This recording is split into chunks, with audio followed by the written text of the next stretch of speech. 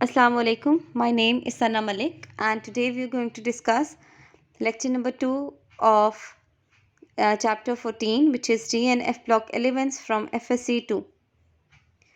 So first topic that we are going to discuss today is the binding energy. So basically binding energy is the energy which binds the electrons to the nucleus in atoms and ions bind together in a crystal lattice. यानी कि binding energy वो energy है जो electrons को nucleus के साथ bind करके रखती है एक एटम के अंदर।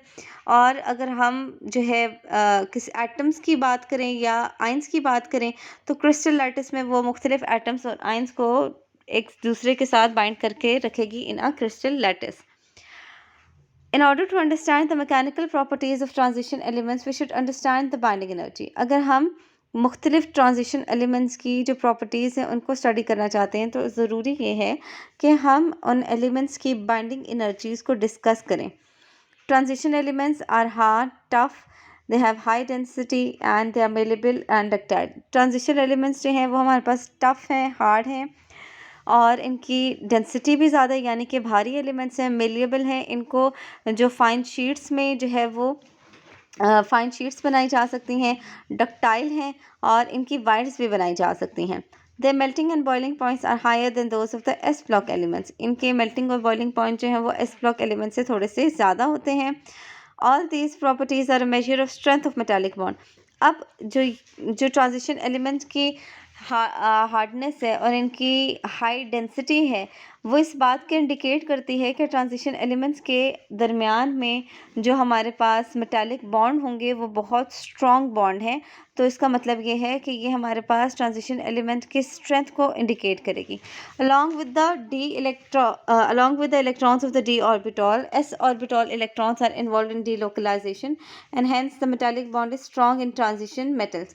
अब होता यह है कि जब भी हमारे पास ट्रांजिशन एलिमेंट बाइंडिंग में इन्वॉल्व होते हैं तो हमें पता है, जैसे कि फॉर एग्जांपल 3D सीरीज़ है स्कैंडियम से लेकर हमारे पास जिंक तक, तो उसमें जो आटोमोस्ट इलेक्ट्रॉनिक कॉन्फ़िगरेशन है वो हमारे पास आ जाएगी NS2 और 3D10। तो हमारे पास 4s2 3D10 अगर इलेक्ट्रॉनिक कॉन्फ़िगरेशन है तो ना सिर्फ d ऑर्बिटल बल्कि हमारे पास s ऑर्बिटल में भी बाइंडिंग में इसके s ऑर्बिटल के इलेक्ट्रॉन्स भी हमारे पास बाइंडिंग में इन्वॉल्व होंगे।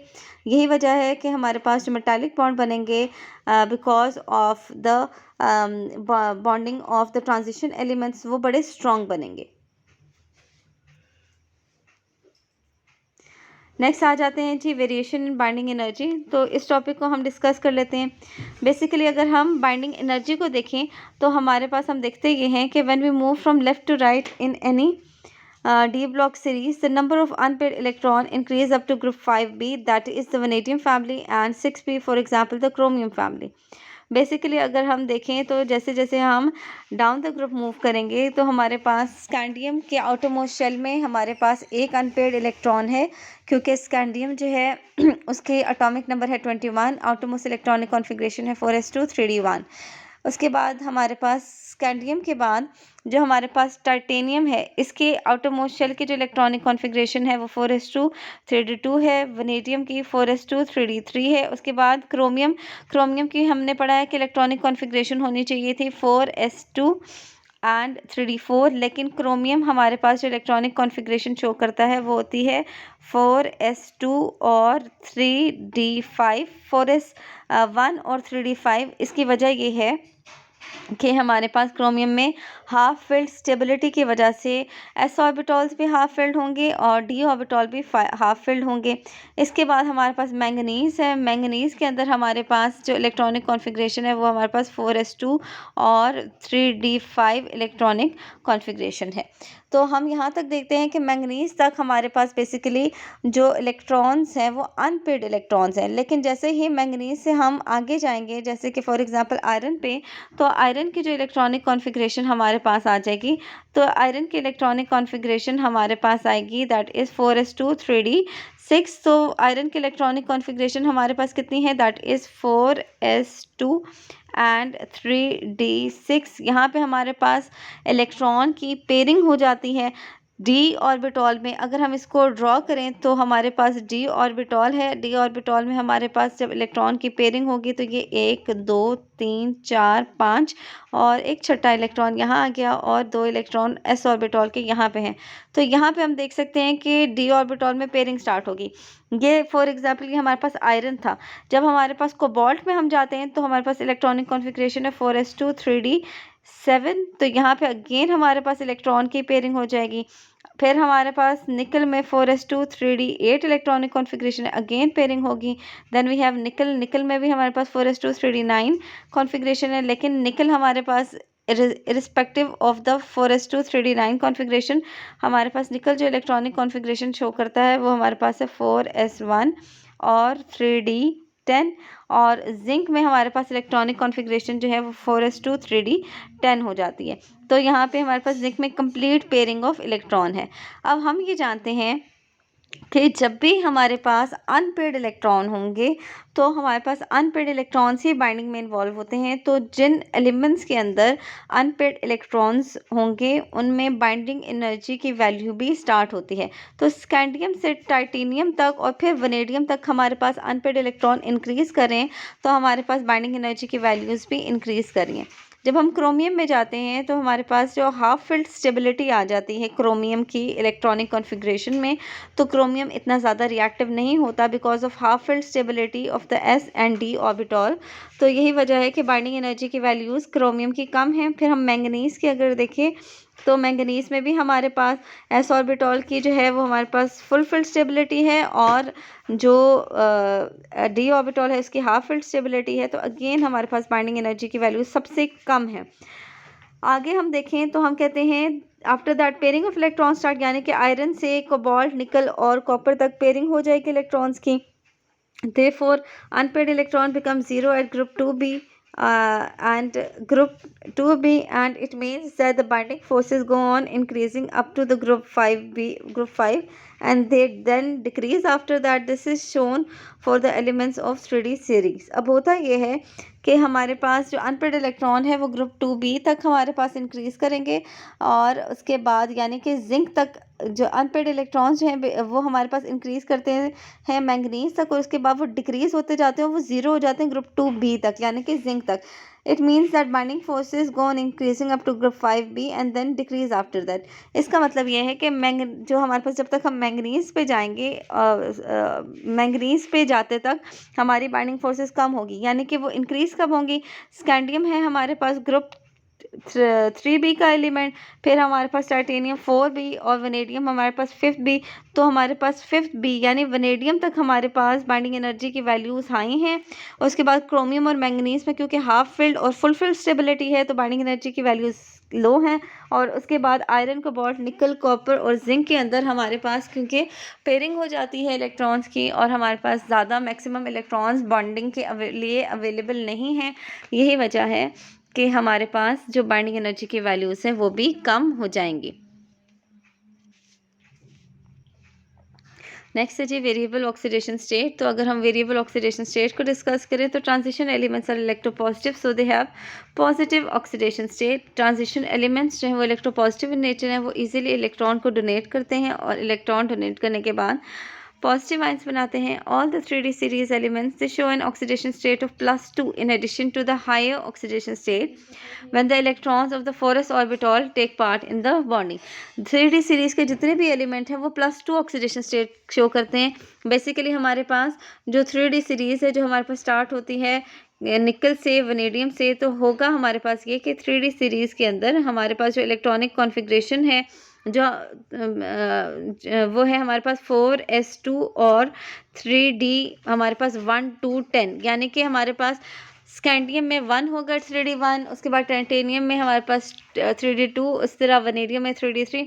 तो हम ये देखते हैं कि सबसे पहले जो हमारे पास इलेक्ट्रॉन रिमूव होगा वो तो हमारे पास 4s2 के आउटरमोस्ट 2 इलेक्ट्रॉन रिमूव होते हैं। इस वजह से हमारे पास जो ट्रांजिशन एलिमेंट्स हैं वो +2 ऑक्सीडेशन स्टेट तो शो करेंगे ही, उसके साथ साथ वो हायर ऑक्सीडेशन स्टेट भी शो करते हैं। जैसे कि स्कैंडियम में हमारे पास 4s2 3d1 कॉन्फ़िगरेशन है तो हमारे पास +3 ऑक्सीडेशन स्टेट है। इसी तरीके से स्कैंडियम के बाद टाइटेनियम में हमारे पास +2 + 3 और +4 ऑक्सीडेशन स्टेट अवेलेबल हैं। इन तमाम ऑक्सीडेशन स्टेट को हम नेक्स्ट स्लाइड में डिस्कस कर लेते हैं। They show variable oxidation state. The reason is that they have d electrons in addition to the s electrons for the purpose of bond formation. These elements have several n-1 d and ns electron. अब reason क्या है variable oxidation state show करने का? Transition element में हम देख सकते हैं एस ऑर्बिटॉल में भी इलेक्ट्रॉन है, डी ऑर्बिटॉल में भी इलेक्ट्रॉन है, तो ये एस ऑर्बिटॉल के इलेक्ट्रॉन को भी रिलीज करके हमारे पास पॉजिटिव ऑक्सीडेशन स्टेट शो कर सकते हैं, और उसके बाद अपनी मर्जी से depending upon the type of bonding ये डी ऑर्बिटॉल के इलेक्ट्रॉन को भी रिलीज करेंगे और रिजल्टिंग हमारे पास वेरिएबल ऑक्सीडेशन स्टेट शो करेंगे। The energies of n-1 d and ns orbitals are very close to each other. Basically होता ये है कि जो d ऑर्बिटॉल है और जो s ऑर्बिटॉल है इनकी एनर्जीज हमारे पास बहुत कम है। The n-1 d electrons are easily lost as ns electrons, और हमारे पास ns इलेक्ट्रॉन जब इजीली लॉस्ट होते हैं यानी कि s ऑर्बिटॉल के इलेक्ट्रॉन जब लूज होते हैं तो हमारे पास d ऑर्बिटॉल के इलेक्ट्रॉन भी इजीली लॉस हो सकते हैं। In the highest oxidation state of the first 5 elements, all s and d electrons are used for bonding. हम देखते ये हैं कि जो फर्स्ट 5 एलिमेंट्स हैं यानी कि स्कैंडियम, टाइटेनियम, वनेडियम, क्रोमियम और मैंगनीज, ये हमारे पास मैक्सिमम ऑक्सीडेशन स्टेट शो करते हैं स्टार्टिंग फ्रॉम 2, 3, 4, 5, 6 एंड 7। तो मैंगनीज तक हमारे पास मैक्सिमम ऑक्सीडेशन स्टेट +7 आ जाती है, और ये तमाम के तमाम इलेक्ट्रॉन्स को भी यूज़ करके बॉन्डिंग कर सकते हैं, और अपनी मर्ज़ी के मुताबिक ये सिर्फ 2 इलेक्ट्रॉन्स को भी यूज़ कर सकते हैं, 3 को भी, 4 को भी। तो इनमें जो आउटरमोस्ट वैलेंस शेल में ऑक्सीडेशन स्टेट आएंगी वो +2, +3, +4, +5, +6, +7, ये डिपेंड करेगा इनके outermost variable outermost valence shell configuration पे, जिनको हम नेक्स्ट स्लाइड में भी डिस्कस कर लेंगे। अब अगर हम यहाँ पे देखें बेसिकली तो हमारे पास among the 3D series manganese has the maximum oxidation state of +7. Scandium से हम स्टार्ट करते हैं। स्कैंडियम की आउटरमोस्ट शेल में टोटल इलेक्ट्रॉन्स है 3। अगर ये सिर्फ s ऑर्बिटॉल के इलेक्ट्रॉन को लूज़ करेगा तो पॉसिबल ऑक्सीडेशन स्टेट है +2। उसके बाद हमारे पास ऑक्सीडेशन स्टेट आ जाती है, और अगर 3 इलेक्ट्रॉन्स को लूज़ करेगा तो इसके अंदर ऑक्सीडेशन स्टेट आ जाएगी +3। टाइटेनियम अगर सिर्फ s ऑर्बिटॉल के इलेक्ट्रॉन लूज़ करेगा तो +2, अगर ये एक इलेक्ट्रॉन d ऑर्बिटॉल से लूज़ करेगा तो +3, और अगर ये दोनों के दोनों d इलेक्ट्रॉन्स को यूज़ करेगा तो हमारे पास मैक्सिमम ऑक्सीडेशन स्टेट टाइटेनियम की है 4। वनेडियम +2, +3, +4 और +5 ऑक्सीडेशन स्टेट शो करता है बिकॉज इसके आउटरमोस्ट शेल में ऑन टोटल मैक्सिमम 5 इलेक्ट्रॉन्स हैं। Chromium on total it can show an oxidation state of +2, +3, +4, +5 and +6, and hence क्योंकि इसके आउटरमोस्ट शेल में 6 इलेक्ट्रॉन्स हैं। इसी तरीके से मैंगनीज को अगर आप देखें तो मैंगनीज में number of electrons present in the valence shell are maximum 7, and it can use all of these 7 maximum unpaired electrons for the purpose of bond formation, and hence manganese show the maximum oxidation state which are +2, +3, +4, +5 and +6। तो ये हम देख सकते हैं कि manganese में हमारे पास ये सारी की सारी ऑक्सीडेशन स्टेट अवेलेबल है। इसके बाद डी ऑर्बिटॉल के अंदर हमारे पास बॉन्डिंग हो जाती है। फॉर एग्जांपल अगर हम आयरन का देखें तो मैंने आपको आयरन के केस में दिखाया कि हमारे पास इलेक्ट्रॉन्स बाइंड कर रहे हैं, बाइंडिंग की वजह से हमारे पास नंबर ऑफ अनपेयर्ड इलेक्ट्रॉन्स कम होते जाएंगे, और इसी तरीके से ऑक्सीडेशन स्टेट कम होते जाएंगे। और जिंक में जैसे हम जाते हैं तो जिंक में ऑक्सीडेशन स्टेट है हमारे पास 4s2 और 3d10। तो हमारे पास यहाँ पे जो डी ऑर्बिटल वो इट इज़ क्वाइट स्टेबल, वो हमारे पास अपने इलेक्ट्रॉन लूज़ नहीं करेंगे for the purpose of bond formation, और जिंक सिर्फ 4s इलेक्ट्रॉन्स को लूज़ करता है for the purpose of bond formation. तो इसकी जो ऑक्सीडेशन स्टेट आती है वो भी हमारे पास सिर्फ +2 ही आएगी।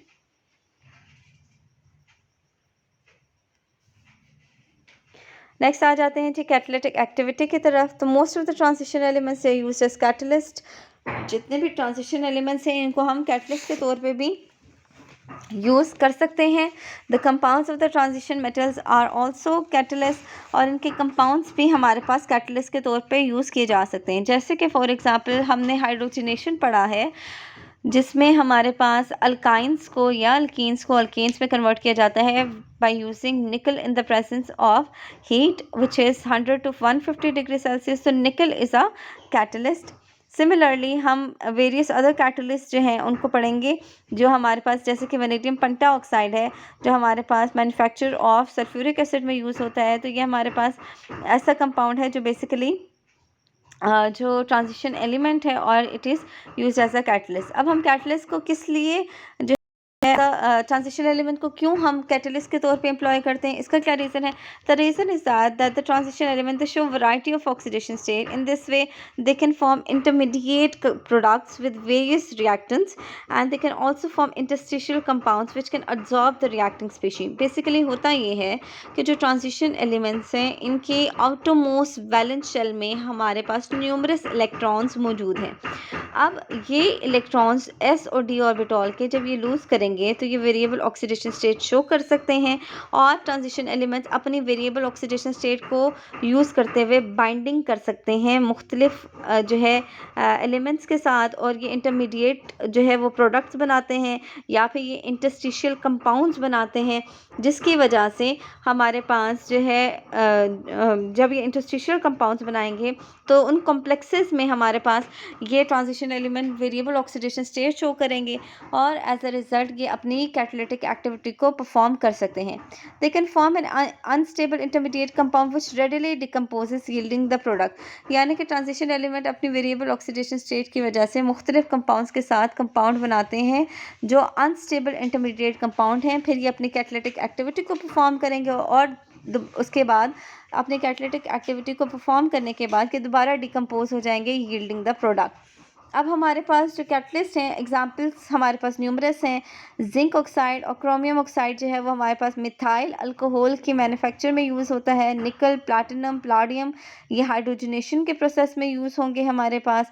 इसी तरीके से हमारे पास मैंगनीज डाइऑक्साइड है जो डिकम्पोजिशन ऑफ हाइड्रोजन परऑक्साइड में यूज़ होता है। टाइटेनियम टेट्राक्लोराइड हमारे पास मैन्युफैक्चर ऑफ प्लास्टिक्स में। Vanadium pentoxide manufacture of sulphuric acid में। और iron is used in the Haber's process. About 1% of sodium oxide and or potassium oxide and 1% of silica or alumina are added as promoters, or molybdenum is used also as a promoter. Next है जी हमारे पास magnetic behaviour. Magnetic behaviour का मतलब होता है attraction towards any substance, और we can say substance which is active in the magnetic field, उसको हम कहेंगे कि ये हमारे पास सब्सटेंस मैग्नेटिक बिहेवियर शो कर रहा है। बेसिकली हमारे पास जो 3 टर्म्स हैं वो हमारे पास है फेरोमैग्नेटिज्म, पैरामैग्नेटिज्म और डायामैग्नेटिज्म। अब हमारे पास वो substances, the substances which can be magnetised are called as ferromagnetic. वो सब्सटेंसेस जिनमें मैग्नेटिक पावर जो मैग्नेटाइज हो सकते हैं, यानी कि वो जो मैग्नेटिक फील्ड है उसमें उसके नॉर्थ एंड साउथ पोल्स जो है मैग्नेटिक फील्ड के नॉर्थ एंड साउथ पोल्स के रिस्पेक्टिवली अपने आप को ओरिएंट कर सकते हैं, उन कंपाउंड्स को हम फेरोमैग्नेटिक मटेरियल्स कहते हैं। फेरोमैग्नेटिज्म जो है हमारे पास it is the tendency of an और the ability of a substance to get magnetise और शो मैग्नेटिक बिहेवियर, कि कोई भी सब्सटेंस जब भी मैग्नेटिक बिहेवियर शो करता है तो उसको हम कहेंगे, या उसको अगर मैग्नेटाइज किया जा सकता है उसको हम कहते हैं फेरोमैग्नेटिज्म। फेरोमैग्नेटिज्म 2 तरह का है हमारे पास, पैरामैग्नेटिज्म और डायामैग्नेटिज्म। पैरामैग्नेटिज्म जो है वो हमारे पास अनपेड इलेक्ट्रॉन्स की वजह से होगा, जैसे कि आयरन, कोबाल्ट और निकल जो है हमारे पास, या हमारे पास फॉर एग्जांपल ऑक्सीजन है।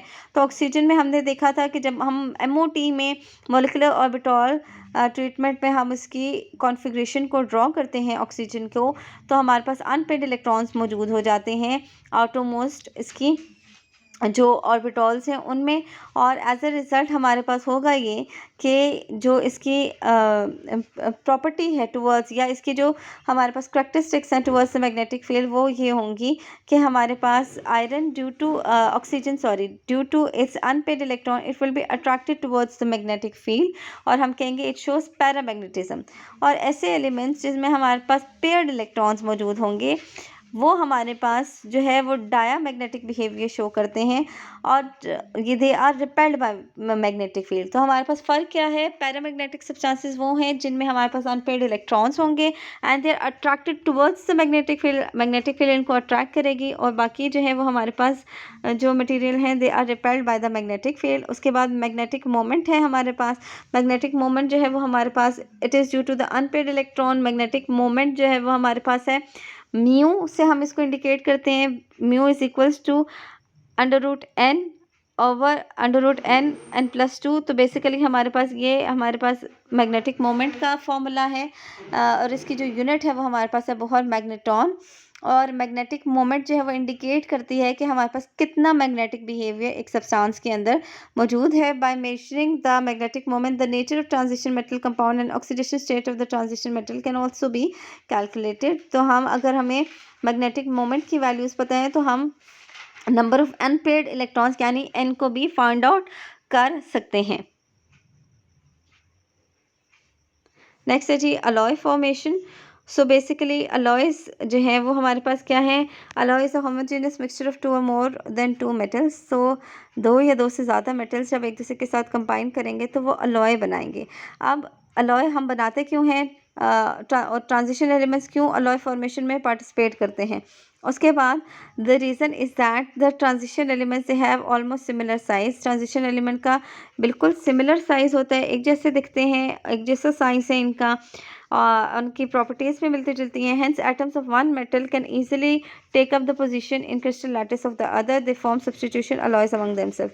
तो एक जो हमारे पास एलिमेंट है उसके एटम्स को हम दूसरे एलिमेंट के एटम से रिप्लेस कर सकते हैं। यही वजह है कि हमारे पास ट्रांजिशन एलिमेंट बहुत अच्छे अलॉयज़ बनाते हैं।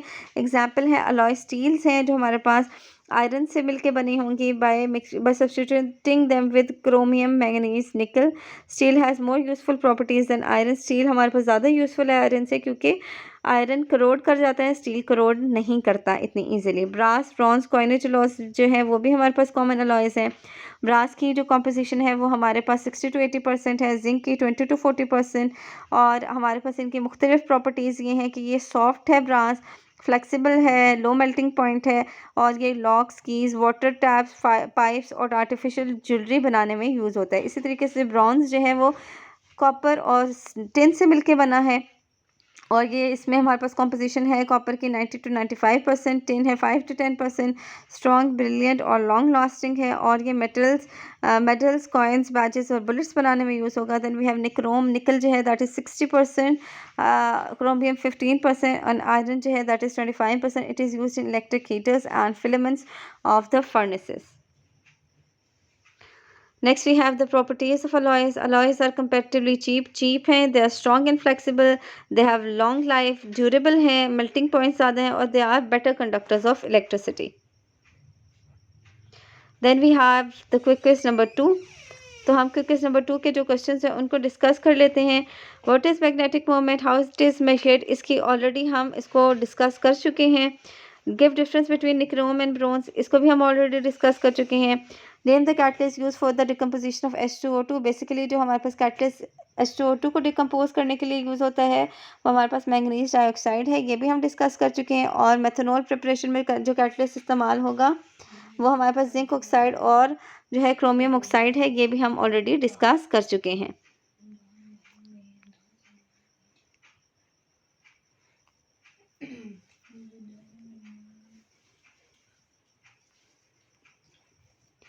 नेक्स्ट है जी why transition element show variable oxidation state.